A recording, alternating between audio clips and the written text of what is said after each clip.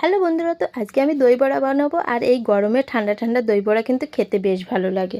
আমি এখানে বিউলির ডাল রাত্রিবেলা ভিজিয়ে রেখেছিলাম, ভিজে গেছে ভালোভাবে। এবার আমি আদা আর কাঁচা লঙ্কা দিয়ে ডালটা বেটে নেব। ডালটা আমার বাটা হয়ে গেছে। এবার একটা বাটির ভিতরে ঢেলে নিয়ে নুন দিয়ে ভালো করে ফাটিয়ে নেব। এই ডালটা ভালো করে যদি ফাটানো হয় তাহলে বড়াটা সফট এবং খেতে বেশ ভালো হয়। আমার ডাল ফাটানো হয়ে গেছে। এবার আমি বড়াগুলো ভাজবো। বড়াগুলো বেশ লাল লাল করে ভেজে নুন চিনির জলে ভিজিয়ে রেখে দেব।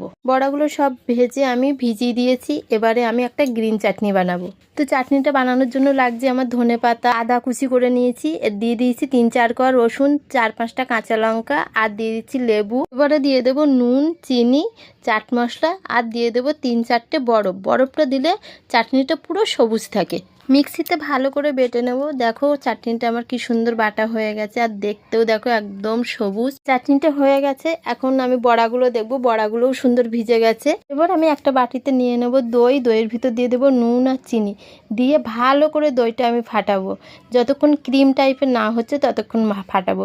ফাটিয়ে আমি বড়াগুলো চিপে চিপে ওই দইয়ের ভিতরে দিয়ে দেবো। সবকটা বড়া আমি চিপে দইয়ের ভিতরে দিয়ে দিয়েছি। এরপর আমি একটা প্লেটে সাজিয়ে নেব। বড়াগুলো প্লেটে সাজিয়ে নিয়েছি। এবার এর ভিতরে দিয়ে দেবো গ্রিন চাট, তারপরে দিয়ে দেবো একটা ভাজা মশলা মানে জিরে ভাজা গুঁড়ো আর বিট নুন।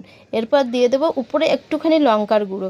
আগেই আমি বানিয়ে রেখেছিলাম তেঁতুলের মিষ্টি চাটনি, সেই চাটনিটা উপর দিয়ে দিয়ে দেবো। চাটনি দেওয়ার পরে আমি উপর দিয়ে দিয়ে দেবো একটু ঝুরি ভাজা আর ধনেপাতা। বন্ধুরা, দই বড়াটা খেতে কিন্তু খুবই টেস্ট হয়েছিল।